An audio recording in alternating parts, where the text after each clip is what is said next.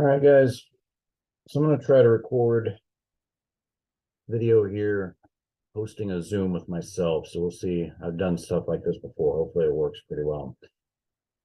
So we'll give this a try as I've scribbled on here. I'm going to finish the interpolation example that we didn't get to in class last time. I think we set it up, but we didn't quite finish. I'm going to set that up and let's finish that out. Again, just kind of quick review. All right, we've talked about property tables, and we talked about the process for using property tables, right? It's a four-step process, basically. What's your substance? If you're trying to find an unknown property, you need to know what your substance is. For us, it's going to be water in R137. Is that right? I don't know why I'm struggling with that. Any other way, the refrigerant that we've got property tables for. Identify your substance, identify as many properties as you can, and then figure out the phase, right? What is the state of your system? That means you're gonna have to know the phase to know that. So those are the first three steps. And then the last one is record any known properties you need to find. So we talked about that pretty extensively and said we use that a lot throughout the semester. And we talked about, we saw several examples where it lined up nicely on with values on the table, but what's going to be more common is where it's not going to be an obvious thing on the table, right? Something it's not an obvious value. Maybe we're between values on the table. And one we talked about using quality, right? That's the X value, which is the amount in the vapor phase. So we looked at an example with this last time. So you can find the X value. You may be able to solve around it, but it's the difference between, again, the amount that's in the liquid and the amount that's in the vapor phase. And once you know that for one property, you can use that same value X for all four of the properties. So once I know X, which is going to be a value from 0 to 1, that's the percent or the amount in the vapor phase. So if they tell me we have a system that's of water and a saturated vapor mixture and 30% is liquid, well, they're telling you the X value is 70% or 0.7. And then I can use that 0.7 then to find any of these unknown values based on table properties that I can look up for the other properties. And so knowing X, I can go look up VF and VG values, solve for the unknown V value, or the unknown U value, the unknown H value, because the others are all given in property tables. So that's one scenario where something doesn't line up nice and smooth on one of the table, perfectly with one of the table properties. The last one we talked about, and this is what I was referring to up here. If you watched L6 already, you've already watched me work through this example. Feel free to stay here. But we talked about interpolation, and we've got this set up, interpolation, and we didn't quite interpolating. Yes, that's fair. Interpolation. We didn't quite put numbers to this, and I thought we'd put numbers to it really quick. Right? So what are we looking at here? This was the interpolation example we looked at. We said we've got R, right? So we've got R134. We'll quit that. All right, so we've got R134A, R137, R134A. Got some given values over here. We've got a pressure of 500 kPa, and we've got a temperature of 37 degrees C. Those are our givens there. Now, there we go. No, apologize. Windows thought it knew what I wanted and it wasn't quite there. Anyway, so we've got, again, we were working this example last time. We said, well, if you go look at the property tables, right, right, for R134A, so I just pulled the PDF that's available to you guys. There's one out of our text, and we said this is superheated vapor. We worked this problem last night. We said, well, it's R134A and it's 0.5 megapascals, half a megapascal, or 0.5 megapascals. At that pressure, R134 boils at 15.7 degrees Celsius.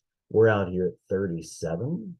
So that means we are in the superheated phase. So we've exceeded the boiling temperature. That means our value's in here somewhere.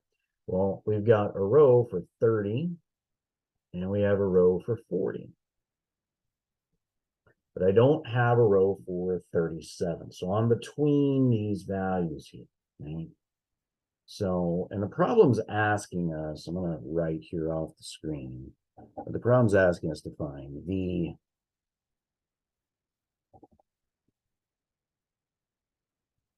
specific volume and the internal energy. Okay? Now, let's at least find the specific volume value here. Now, what I'm going to need to know is I'm going to need to know the V value at 30, right? That is 0.044338. And the V value at 40 is going to be 0.04. I'm sorry, 46456. 46456. And these are both meters cubed per kilogram. Right? Now, why do we need to know that? Well, and this was kind of the discussion we had last time. We talked about that linear interpolation means that I'm going to, if I've got y and x here, and I've got some point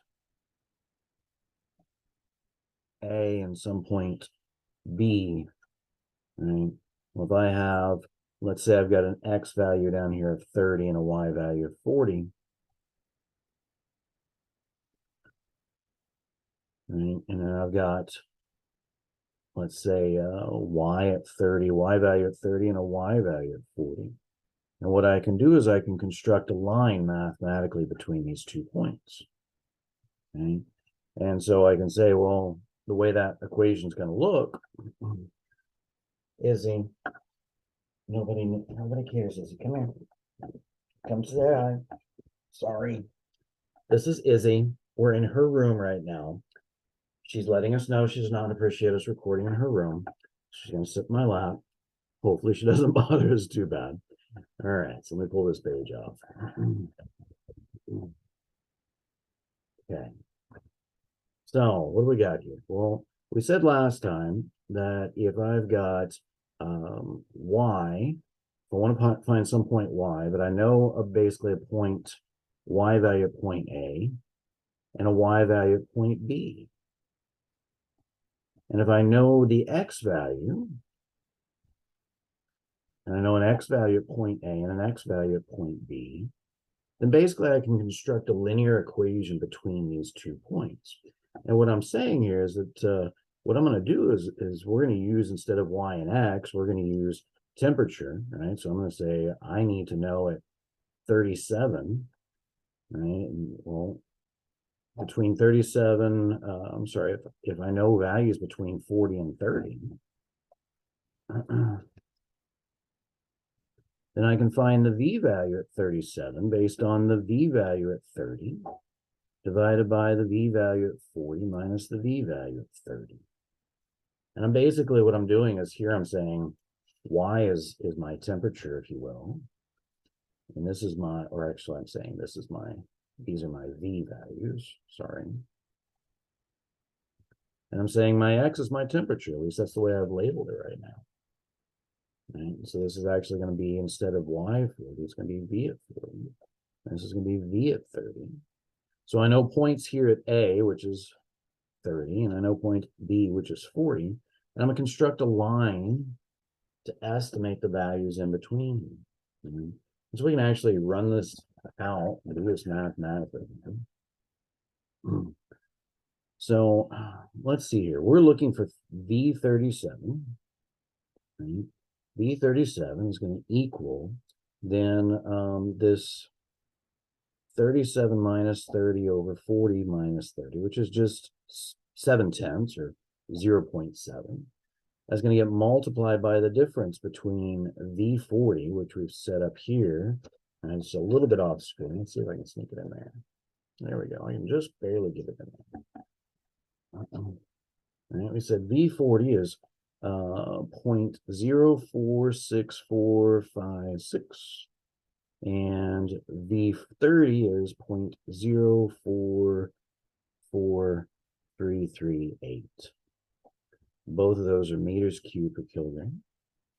And again, I'm solving this equation here for V37. So I've added this term to the other side, and I'm going to add, I've multiplied this term to the other side, and then I'm going to add this one over here as well. So I'm going to add the V30 to finish out the equation, solve for V37. So that's 0.044338 meters cubed per kilogram. All right, let's see if I can pull a calculator app here and do that real quick.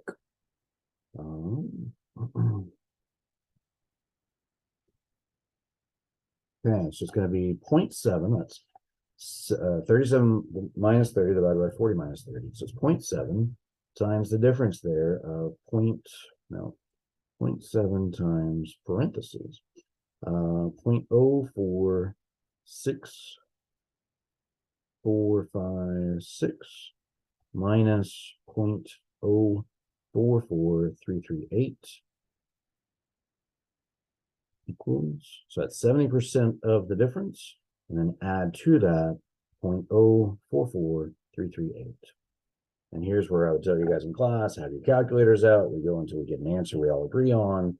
And I'm suggesting to you here 0.0458. And the goal here is you want a value between these two, 0.046 something and 0.044 something. And I do have a value somewhere in between. And it's 70% of the way to the 40 value, which is this one. So it should be closer to this one than that one. So those are normal checks. It's easy to mess this up in the algebra and the calculations. Those are nice things to check. Make sure this number you get is between these two. These are your limits. And in this case, it should be closer to the bigger one, which is what we have. So V at 37 degrees in this case is 0.0458. I don't need that many significant figures. Units are the same on both of these. It's meters cubed per kilogram. This is Kelvin over Kelvin. It's a difference in Celsius over a difference in Celsius. Okay.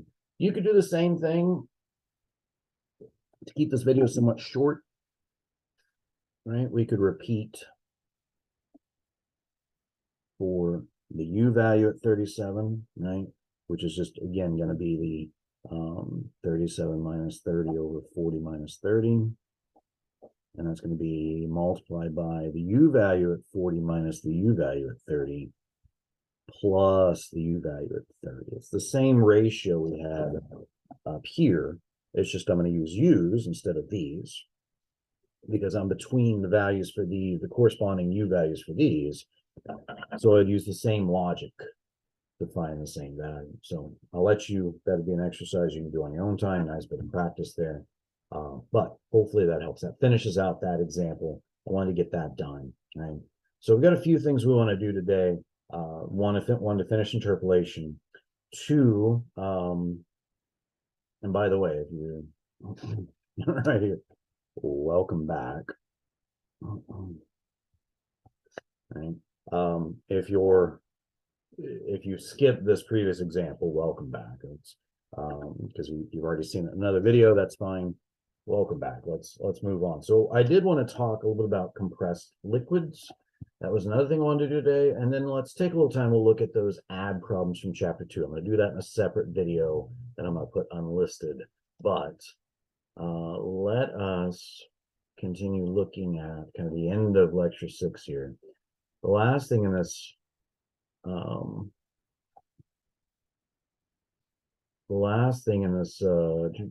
lecture that we didn't get to last time was compressed liquids. All right, so let's talk about compressed liquids here.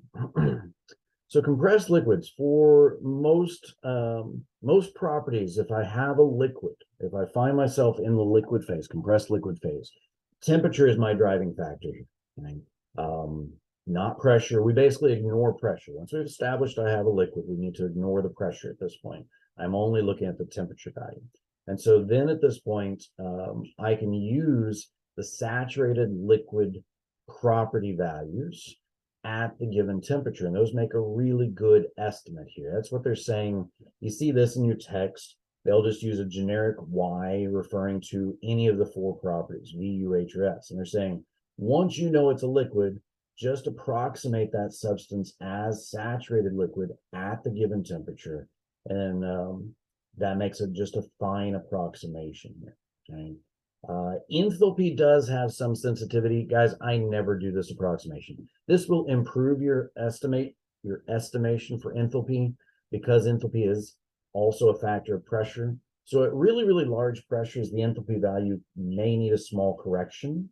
And what they're saying here is if you take the saturated liquid specific volume, multiply by the difference between the pressure and the saturated pressure, that you will get a better estimate for enthalpy.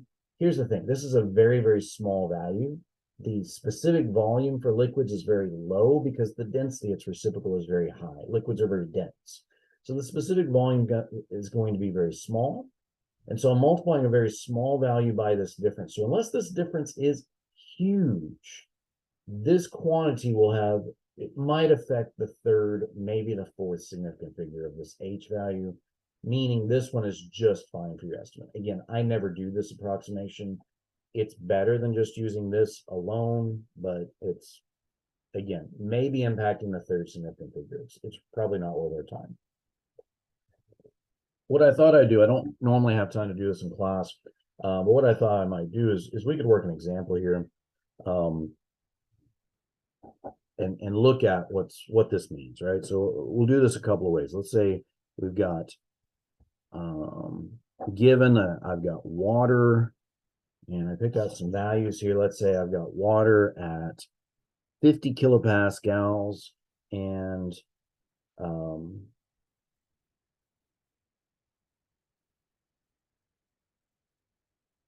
going to pause real quick because I'm going to double check some values. All right, I'm back. We're going to have water at 50 kilopascals and a temperature of, let's say, 80 degrees C. And what we want to do is we want to find the specific volume. Okay? So I'm given pressure and temperature. All right, process is, you've got water, that's identifier substance. I want to find an unknown property, so I'm going to go through the property process. And that means I've got water. I know two properties, that's enough most of the time. So I'm going to plot T and P here. I'm going to arbitrarily draw the saturation curve in there. And then I'm going to grab from, yes, Izzy, we're still recording. You're welcome to join us. So this is saturated water pressure table, right? So what that means is that at 50 kilopascals, our saturated temperature is 81.32. And I have 80. That puts me just this side, just on the liquid side of the curve. And you guys can't see my camera, can you? So there we go. All right. So this is my saturated temperature. All right. So if I draw P and T and I draw the saturated curve and I come across 50 kilopascals, my saturated temperature puts me right here at 81.32 according to our property table there. And then my temperature is back over here at 80, just barely in the liquid side of the vapor liquid curve. So that means I've got a compressed liquid. And what we did is we said for compressed liquid, well, here's what you're going to do. You're going to ignore pressure. Once I know I've got a compressed liquid, I'm going to ignore the pressure. Forget about it. Up to a point, and we'll talk about that in a second. We're going to ignore the pressure. My V value is now going to be approximately equal to the V value for saturated liquid at the given temperature. In this case, that is 80 degrees C.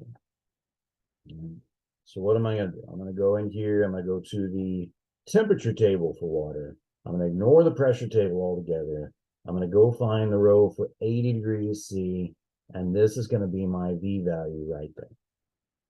So my V value at this point is approximately 0.001029.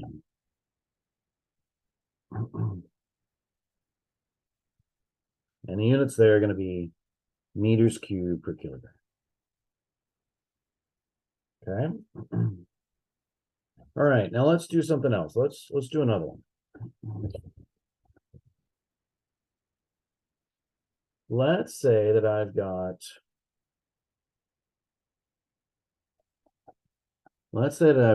water.